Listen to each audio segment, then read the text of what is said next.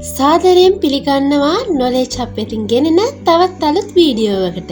ශ්‍රී ලංකාවේ ප්‍රකටම වගේම දේශාන්තරවල පවා ඉතාම ප්‍රසිද්ධ වුණු වනෝද්‍යානයක් තමයි යාල ජාතික වනෝද්‍යානය කියන්නේ. මේ අපේ රටේ පිහිටි දෙවන විශාලතම ජාතික වනෝද්‍යානයයි. ලංකාවේ ගිනිකොන දිග වියලි කලාපයේ ඌව සහ දකුණු පළාත් දෙකටම අයත් වනසේ එනම් හම්බන්තොට සහ මොනරාගල දිස්ත්‍රික්කවලට මායිම්ම මෙය පිහිටා තිබෙනවා.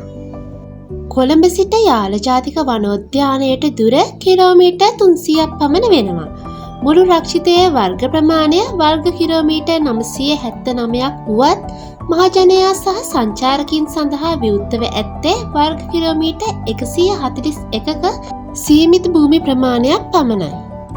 යාල වනාන්තරය වර්ෂ 1900 පමණ සිට බ්‍රිතාන්‍ය ජාතිකයන්ගේ දඩයම් බිමල් ලෙස භාවිතයට ගැනුණා.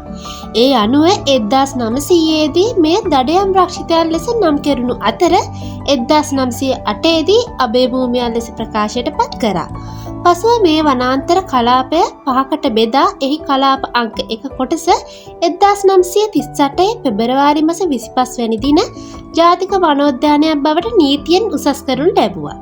පසුව ඉතිරි කලාප 4ත් මෙයට අනුබද්ධ කර අතර උද්‍යානය තුළ දැඩි ස්වභාවික රක්ෂිතයන්ද පිහිටා තිබෙනවා. දැනට සංචාරකයන් සඳහා විවෘත වන්නේ කලාප අංක 1 සහ 2 පමණයි. යාල යනු ප්‍රධාන වශයෙන් තනිතලා වනබද උද්‍යානයක්. මේ කලාප අංක 1 තුළ බූතව, හීන්වැව, ගෝනගල, කෝමාවැව, පටනංගල වැව, පළටුපාන බන්දු වැව සහ දර්ශන වැව වැනි ප්‍රධාන වැව් රැසක් දැකගත හැකියි.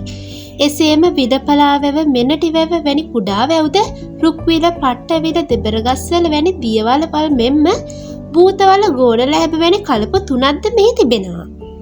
කලාප අංක 2 තුළ අතුරු මිතුරු වැව සහ මහ වැව ප්‍රචලිත වන අතර වලස්කෙම නමින් ප්‍රකට දියවලක්ද, පිළින්නන්නාව, ගජබාව වැනි කලපද පිහිටා තිබෙනවා.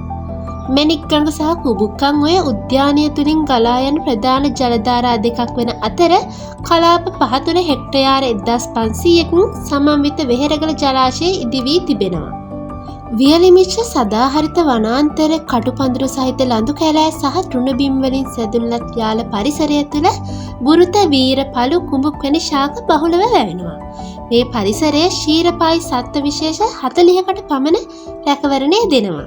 විශේෂයෙන්ම කලාප 1 තුළ විතරක් වාර්ෂිකව අලියතුන් 150ක් සහ කොටියන් 40ක් පමණ වාර්තා වෙනවා. යාල රක්ෂිතය ලෝකයේ විශාලතම දිවි ගහනයෙන් සමන්විත වුණත් රාත්‍රියේ හැසිරෙන මේ මාංශ භක්ෂකයන්ට ගොදුරු සොයා ගැනීම පහසු නැහැ. මීට අමතරව ආසියානු අලි, වල්ලූරන්, කුළුහරකුන්, අලු රිලවුන් සහ කිඹුලන් 1000ක් පමණ මෙහි වෙසෙනවා. පක්ෂීන් දැස බැලුවොතින් දේශීය පක්ෂීන් 130ක් සහ සංක්‍රමණිකයන් 30ක් ඇතුළුව විශේෂ 215කට අධික ප්‍රමාණයක් මෙහි සිටිනවා. වලි කුකුලා, මොනරා, මල් කොහා බහුලව ගැවසෙන අතර පතන් බිම් වලට මුහුදු රාජලින් සහ ගිජුලිහිණියන්ද, තෙත් බිම් වලට අලිමානාවන් වැනි සතුන්ද ඇදී එනවා. එමෙන්ම පිඹුරන්, වැලි පොළඟුන් වැනි උරගයින්ගෙන්ද යාල පොහොසත්. යාල ඉතිහාසයේ ලියවුණු අතිශය ඛේදජනක සිදුවීමක් තමයි 2004 දෙසැම්බර් 26 වෙනිදා සිදු වූ සුනාමි යෝධුර.